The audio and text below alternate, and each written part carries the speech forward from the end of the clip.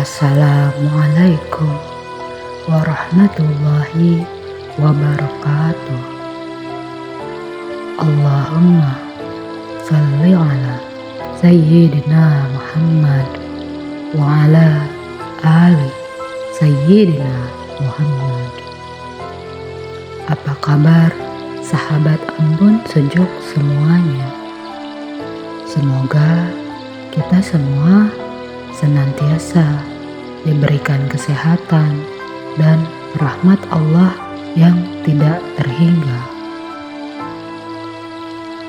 Untuk tema cerita kali ini, kita akan membahas kisah tentang perjalanan hidup Ki Joko Bodo dalam mencari Tuhannya.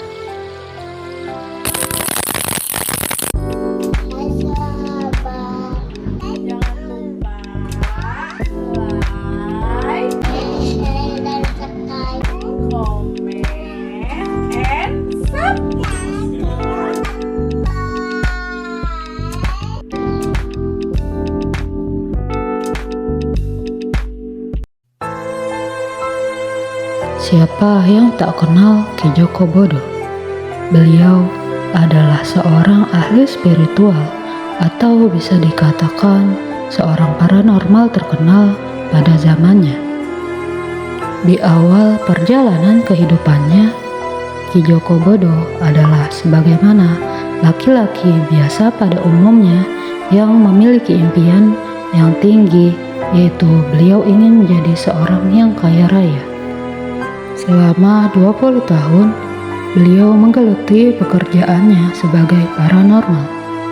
Ketenarannya sebagai seorang paranormal tak lantas ia dapatkan begitu saja. Pada awalnya, beliau adalah seorang yang hidup serba kekurangan. Ditambah lagi, beliau adalah seorang anak yatim sejak terlahir ke dunia. Ayahnya meninggal dunia saat ibunya mengandungnya di usia 7 bulan. Meski begitu, Ki Joko Bodo sempat menamatkan pendidikannya sebagai seorang sarjana ekonomi. Hidup beliau pun sempat berpindah-pindah untuk mencari peruntungan nasibnya. Pada awalnya, beliau adalah seorang guru ngaji, dan beliau juga sempat melamar sebagai PNS sebanyak 16 kali, walaupun selalu menemui kegagalan. Beliau juga sempat bekerja sebagai buruh di pabrik besi, hingga akhirnya Ki Joko Bodo menemui seorang yang kental akan spiritualnya. Dari sanalah Ki Joko Bodo belajar menjadi seorang paranormal. Menurut pengakuan Revo, anak dari almarhum Ki Joko Bodo, bahwa Ki Joko Bodo sejak di bangku SMA telah tertarik kepada hal-hal yang gaib. Bahkan beliau pun kerap kali melakukan ritual-ritual tersebut, mulai dari ritual di sungai, ritual di gunung, dan segala macam ritual lainnya. Beliau juga senantiasa menggunakan keahliannya untuk lelucon kepada teman-temannya.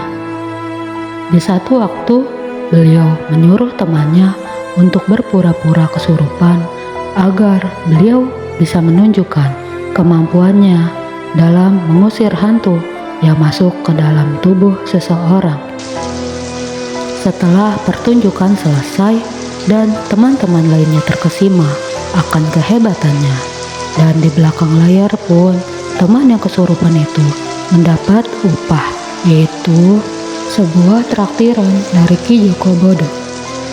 Dimulai dari lelucon itu, maka banyak yang percaya tentang kesaktian dari Ki Joko Bodo.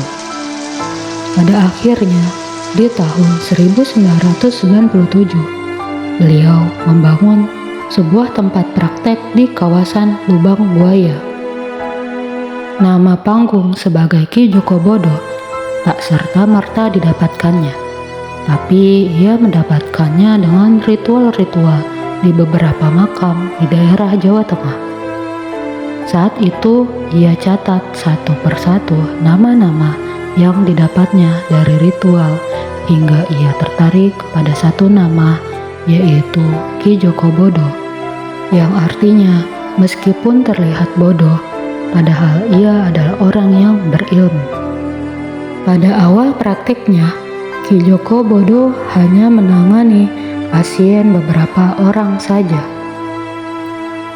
Hingga di puncak karirnya di tahun 2001, Ki Joko Bodo mendapatkan lejitan pasien yang berobat kepadanya dikarenakan satu momen, yaitu Ki Joko Bodo membantu mengungkapkan sebuah kasus. Pada awalnya ada seseorang yang meminta Ki Joko Bodo untuk menaruh bom di suatu tempat. Waktu itu Ki Joko Bodo dijanjikan 1 miliar. Kemudian ada pergolakan di dalam batinnya. Apakah pantas ia bersenang-senang dengan 1 miliar, sedangkan akan ada nyawa yang melayang karenanya? Lalu ia memilih tidak akan mengkhianati rakyat meskipun 1 miliar akan lenyap dari tangannya.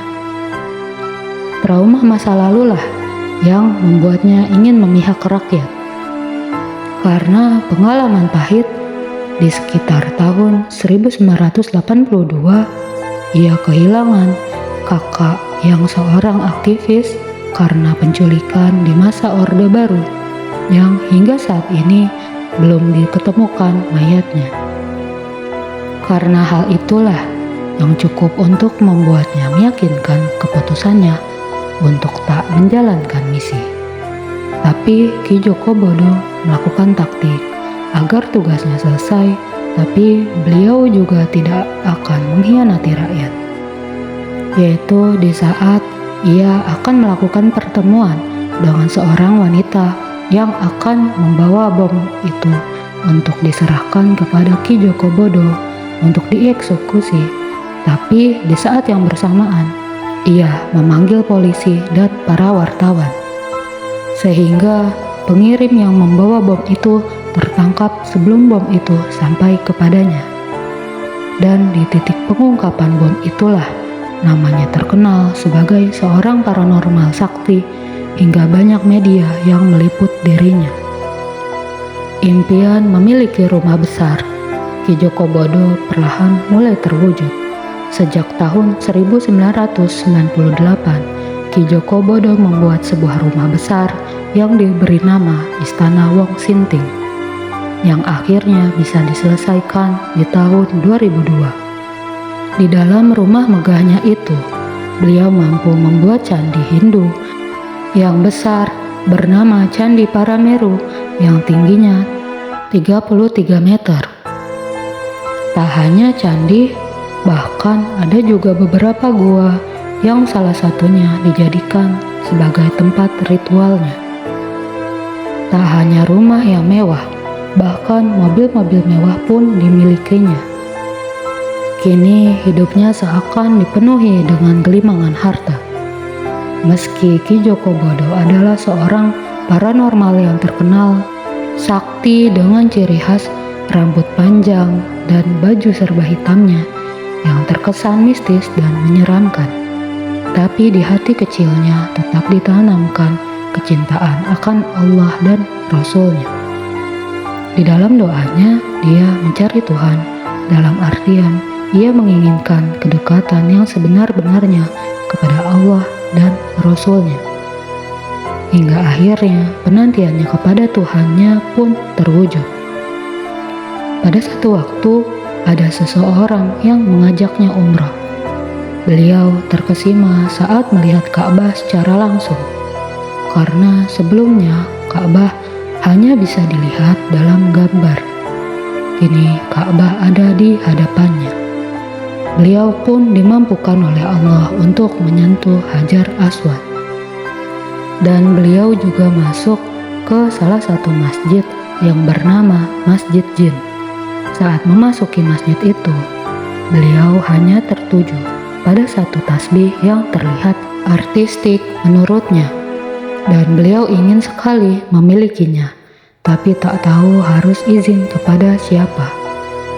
Akhirnya beliau berinisiatif ke toko buku untuk membeli Al-Quran sebanyak 20 buah untuk ditaruh di Masjid Jin. Dan beliau mengambil tasbih tersebut sebagai gantinya. Kemudian tasbih itu dikalungkannya, dan ada keanehan terjadi, yaitu saat beliau menggunakan tasbih tersebut, Ki Joko Bodo tak terlihat oleh khalayak ramai. Meski akhirnya tasbih itu pun menghilang begitu saja tanpa jejak. Kemudian beliau pun mengalami keanehan lainnya ketika selesai sholat Jumat di Masjid Baitullah. Beliau memegang lantai masjid itu dengan kedua tangannya, dan beliau merasakan seakan-akan kedua tangannya tersetrum, hingga beliau mengakui bahwa energi di Masjid Baitullah memang besar sekali. Ia merasa daya tarik masjid tersebut sangatlah besar. Beliau juga mengatakan bahwa janganlah sembarangan berucap di sana.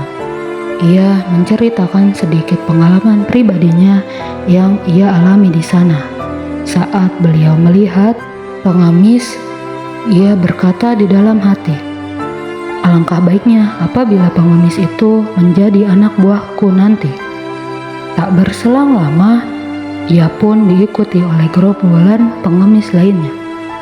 Hingga ia beristighfar dengan sungguh-sungguh, barulah pengemis-pengemis itu mulai menjauh. Dan ternyata besarnya daya tarik energi di Baitullah itu bukan hanya isapan jempol. Apa yang dialami oleh beliau pun dijelaskan secara singkat oleh Ustadz Zaki Mirza, bahwa di Baitullah ada semacam daya listrik yang paling dahsyat, karena Ka'bah adalah zero magnetism area, yaitu titik nol daya listrik paling kuat yang terdapat di bawah Ka'bah. Dan penelitian seorang ahli menyebutkan apabila ditarik garis lurus dari bawah Ka'bah hingga ke laut, maka tak hanya manusia yang tawaf, bahkan makhluk di dalam laut pun seperti ikan juga tawaf di dalamnya. Dan tawaf ikan-ikan inilah yang membuat air Zam-Zam tak pernah habis, karena ada tarikan air yang menyembur ke atas. Dan dijelaskan kembali, tak hanya ikan, bahkan saat ditarik garis lurus ke atas, para malaikat pun tawaf di Baitul Ma'mur.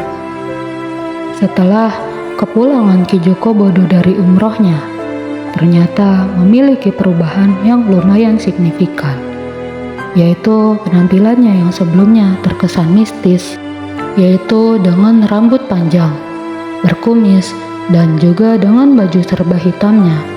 Lalu ia mulai mencukur habis rambut dan kumisnya, serta ia mulai menggunakan baju muslim. Dan ada satu momen menarik yang diceritakan oleh anaknya yang bernama Revo, yaitu di saat dia dan keluarganya melihat ayahnya, Ki Joko Bodo, yang subuh-subuh keluar dari rumahnya untuk melaksanakan sholat berjamaah di masjid. Karena kebahagiaan yang tak terbendung, anak-anak dari Ki Joko Bodo langsung melakukan sujud syukur karena melihat perubahan ayahnya, dan mereka juga berdoa agar beliau tetap istiqomah dalam ibadah.